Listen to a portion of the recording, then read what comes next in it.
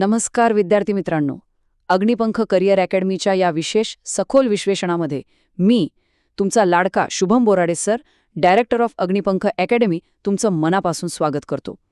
आज आपण भौतिकशास्त्राचा म्हणजेच फिजिक्सचा अगदी मूळ पाया समजून घेणार आहोत. तो पाया म्हणजे मोजमापन किंवा मेजरमेंट. पोलीस भरती असो, रेल्वे असो किंवा SSC, ह्या चॅप्टरवर हमखास प्रश्न असतातच. त्यामुळे हे बोनस मार्क्स आपल्याला अजिबात सोडायचे नाहीयेत. चला तर मग थेट विषयाला सुरुवात करूया. आजच्या या सेशनमध्ये आपण काय काय कव्हर करणार आहोत तर बघा, मोजमापनाच्या पद्धती, मूलभूत राशी, साधित राशी, सदिश आणि अदिश राशी, मोठी अंतरे आणि त्यांची रूपांतरणे, आणि शेवटी परीक्षेत वारंवार विचारली जाणारी महत्त्वाची मापनयंत्रे. हा सगळा खटाटोप म्हणजे एक प्रकारचा अकॅडमिक पिरॅमिड आहे बरं का. हा पाया एकदा पक्का झाला की पुढे फिजिक्सचे अवघड प्रॉब्लेम्स अगदी चुटकीसरशी सुटतील. तर आपला पहिला विभाग आहे मोजमापनाच्या पद्धती किंवा मेजरमेंट सिस्टम्स. आता तुम्हीच विचार करा, आपल्याला मोजमापाची गरज का बरं पडते? एकदम साधं लॉजिक आहे. आपण सोनं घेताना ते ग्रॅममध्ये घेतो, बरोबर? पण गावावरून पुण्याला जायचं असेल तर ते अंतर किलोमीटरमध्ये मोजतो. म्हणजे प्रत्येक गोष्टीसाठी एक प्रमाणित आणि फिक्स अशी सिस्टीम लागतेच. निसर्गात किंवा विज्ञानात मोजमापाच्या प्रामुख्याने 4 पद्धती आहेत. CGS म्हणजे सेंटीमीटर ग्रॅम सेकंड, MKS म्हणजे मीटर किलोग्राम सेकंड, FPS म्हणजे फूट पाऊंड सेकंड, आणि चौथी म्हणजे SI किंवा आंतरराष्ट्रीय पद्धत. आता यातली खरी कॅच काय आहे माहितीये? ही जी SI सिस्टीम आहे ना, ती जगभरात सर्वत्र वापरली जाते आणि मुळात ती आपल्या MKS पद्धतीचंच एक अपग्रेडेड आणि सुधारित व्हर्जन आहे. परीक्षेत हाच प्रश्न फिरून विचारतात, त्यामुळे हे पक्क लक्षात ठेवा. आता वळूया विभाग 2 कडे, मूलभूत राशी म्हणजेच फंडामेंटल क्वांटिटीज. मित्रांनो, ही भौतिकशास्त्राची मुळाक्षरं आहेत.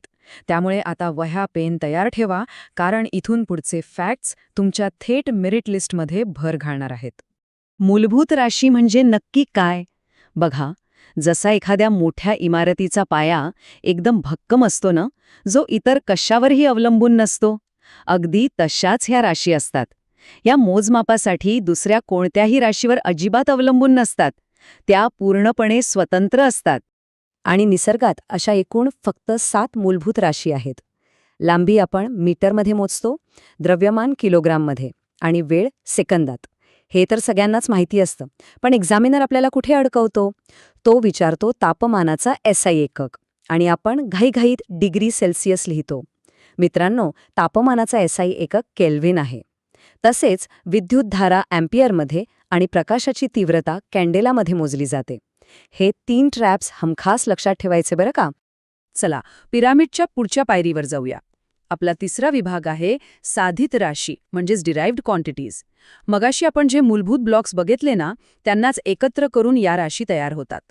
जसं आपण वेगवेगळी मुळाक्षरं जोडून एक अर्थपूर्ण शब्द बनवतो, अगदी तसंच 2 किंवा अधिक मूलभूत राशी एकत्र आल्या की साधित राशी तयार होते. आता समजा तुम्हाला चाल म्हणजेच स्पीड काढायचं आहे, तर तिथे तुम्हाला अंतर म्हणजे लांबी लागेल आणि त्यासाठी लागलेला वेळही लागेल. मीटर आणि सेकंद एकत्र आले की मीटर पर सेकंद तयार झालं. हीच ती साधित राशी. आता काही अतिशय महत्त्वाची साधित एकके बघूया. बल न्यूटनमध्ये आणि दाब पास्कलमध्ये मोजतात. वारंवारता म्हणजेच फ्रिक्वेन्सीचं एकक हर्ट्स आहे. तुम्हाला माहितीच असेल, माणसाची ऐकण्याची क्षमता 20 ते 20,000 हर्ट्सच्या दरम्यान असते. आणि हो, विद्युत रोध ओहेममध्ये मोजतात. रोध म्हणजे काय? तर जसा रस्त्यावरचा ट्रॅफिक जॅम गाड्यांचा वेग अडवतो, तसाच हा रोध विजेच्या प्रवाहाला अडथळा निर्माण करतो. एकदम सोपं. आता इथे थोडं लक्ष द्या. बल आणि ऊर्जेची SI एकके तर आपण बघितली, न्यूटन आणि जूल. पण रेल्वे आणि SSCच्या परीक्षांमध्ये यांच्या CGS एकके वारंवार विचारली जातात. बलाचं CGS एकक आहे डाईन आणि ऊर्जा किंवा कार्याचं CGS एकक आहे अर्ग. हे 2 शब्द डोक्यात अगदी फिट बसवून ठेवा. आपला चौथा विभाग आहे सदिश आणि अदिश राशी. मित्रांनो, भौतिकशास्त्रात दिशेचा म्हणजेच डायरेक्शनचा खूप मोठा रोल असतो आणि इथेच अनेकांचे हातचे मार्क जातात. त्यामुळे हा कन्सेप्ट आता आपण कायमचा क्लिअर करूया. एकदम सोप्या उदाहरणाने सांगतो. समजा मी तुम्हाला म्हटलं मला 250 किलोमीटर जायचंय. इथे फक्त 250 किलोमीटर हा आकडा आहे, म्हणजेच फक्त मूल्य किंवा मॅग्निट्यूड आहे, दिशा नाहीये. तर ही झाली अदिश राशी. पण तेच जर मी म्हटलं मला 250 किलोमीटर थेट उत्तरेकडे जायचं आहे, तर इथे मूल्यासोबत दिशाही आली. दिशा जोडली गेली की ती झाली सदिश राशी किंवा वेक्टर क्वांटिटी. ह्या गोष्टीची काही महत्वाची उदाहरणं बघून घ्या आणि हवे तर नोट्स काढून घ्या. यात सगळ्यात मोठी गल्लत कुठे होते माहितीये? द्रव्यमान म्हणजे मास आणि वजन म्हणजे वेटमध्ये. द्रव्यमान म्हणजे फक्त पदार्थातला द्रवसंचय, त्याला दिशा नसते, म्हणून ती अदिश राशी आहे. पण वजन हे गुरुत्वाकर्षणामुळे तयार होतं आणि ते नेहमी खालच्या दिशेनेच ओढलं जातं. वजनाला फिक्स्ड दिशा असते, त्यामुळे वजन हे सदिश राशी ठरते. आहे की नाही गंमत? विभाग 5 मोठी अंतरे आणि महत्वाची रूपांतरणे. आता आपण जरा मॅक्रो लेव्हलला म्हणजे थेट अंतराळ आणि मोठ्या इंडस्ट्रीजच्या मोजमापांकडे वळणार आहोत. एक्झामिनर्सना अशा टोकाच्या मोजमापांवर प्रश्न विचारायला खूप आवडतं.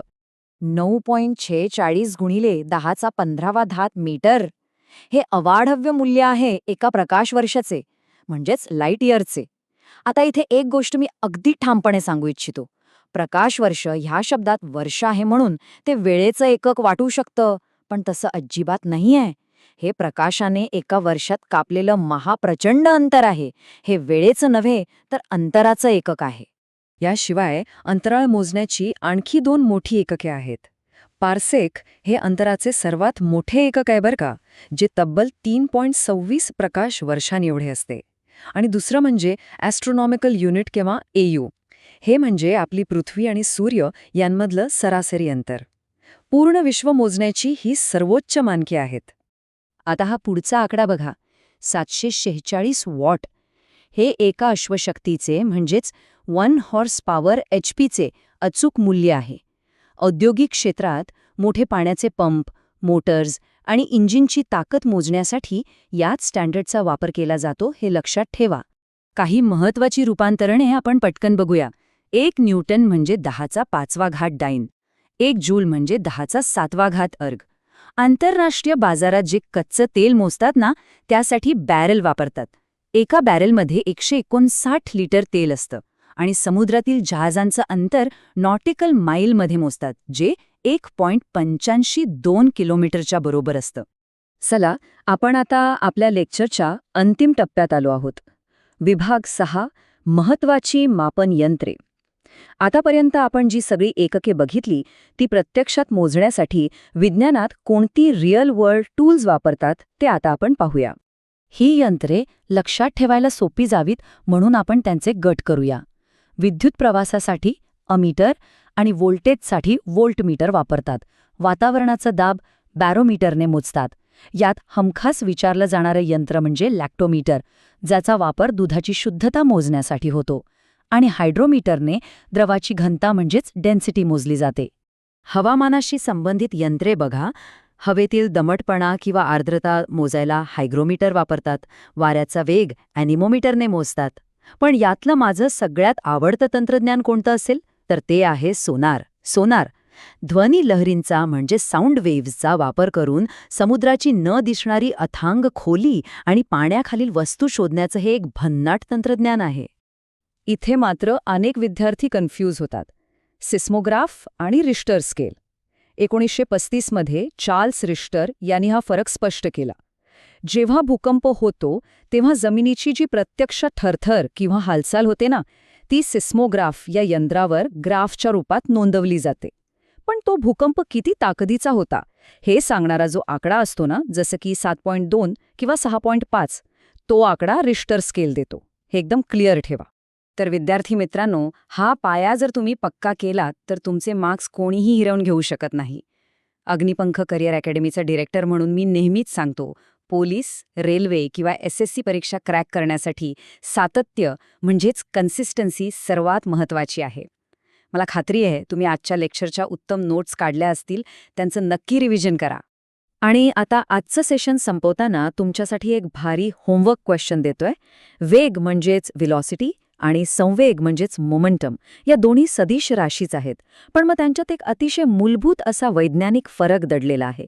तो फरक नेमका काय असावा यावर नक्की विचार करा आणि पुढच्या लेक्चरच्या आधी मला उत्तर सांगा. तोपर्यंत अभ्यास करत रहा आणि यशस्वी व्हा.